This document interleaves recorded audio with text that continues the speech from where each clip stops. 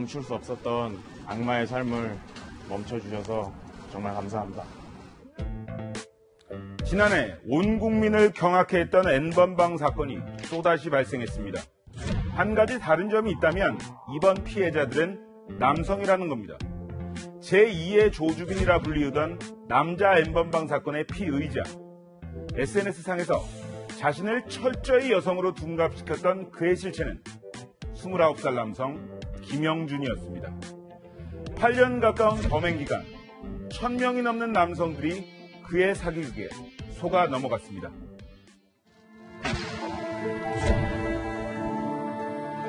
네, 영상 녹화 왜 하셨습니까? 피해자분들께 정말 죄송하다는 말씀 드리고 싶고요. 앞으로 반성하면서 살겠습니다. 네, 왜 여성으로 속이고 채팅하셨습니까?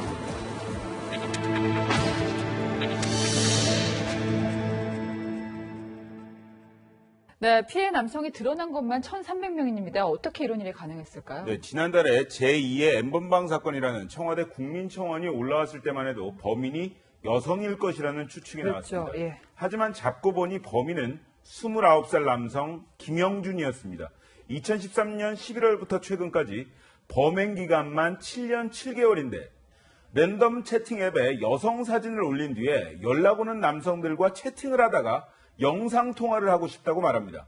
영상통화가 시작되면 남성들의 화면에 여성들의 음란 동영상이 나오도록 조작했는데 김영준은 이때 영상을 보면서 음란 행위를 하는 남성들의 모습을 촬영했던 겁니다. 예. 일명 몸캠 영상이라고 하는데 네. 피해자만 1,300명이고 김영준이 보관 중이던 몸캠 영상만 27,000개였습니다. 27,000개요. 예. 촬영은 물론이고 SNS 등을 통해서 영상을 유포, 판매까지 하는 것으로 드러났습니다.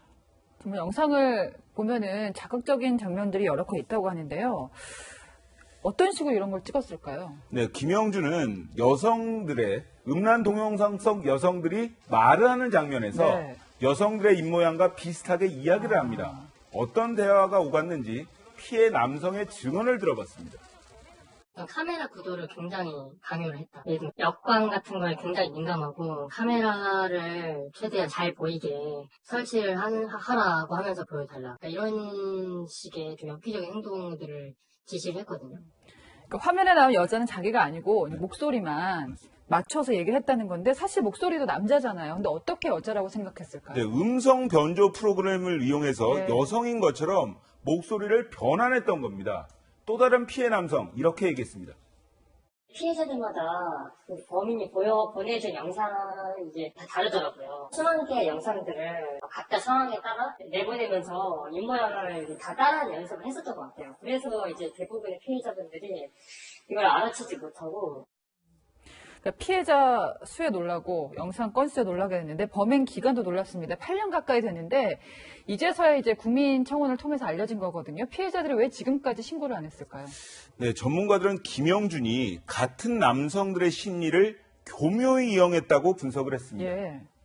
남성들의 피해자 입장에서는 유혹에 빠져서 자신들이 엄연한 행위를 했다는 점 때문에 신고하기가 굉장히 힘들었을 거예요. 신고를 했을 때 사회적으로 받는 비난이 굉장히 두려웠을 거고 그래서 오랜 기간 범행을 지속할 수 있었지 않았을까라는 생각을 합니다.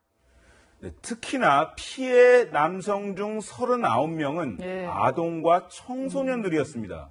이 중 7명은 여성을 만나게 해주겠다고 유인을 한 뒤에 자신의 집과 모텔 등에서 유사 성행위를 시키고 이 모습까지 촬영한 것으로 드러났습니다. 피해 남성들에게 협박도 했죠. 네, 맞습니다. 몸캠 범죄의 경우에 영상 유포를 미끼로 피해자들에게 돈을 요구하는 경우가 많은데 그렇죠. 김영준은 금전 요구는 하지 않았습니다. 아, 그래요. 예. 하지만 그가 원하는 것은 따로 있었습니다. 그래서 영상을 그만하고 싶다라는 의사를 내비치면 본성을 드러내면서 이 영상을 유포하겠다, 판매하겠다, 혹은 지인들에게 보내겠다라는 식으로 협박을 해서 이제 내가 시키는 대로 지시한 행동을 표현하, 협박을 해서 성착취물을 강요를 한 것. 화장실에 가서 모든 옷을 벗기게 한 다음에 무릎 꿇고 손들어라, 동물 흉내를 내라, 약간 이런 것들을 요구를 하는 거예요.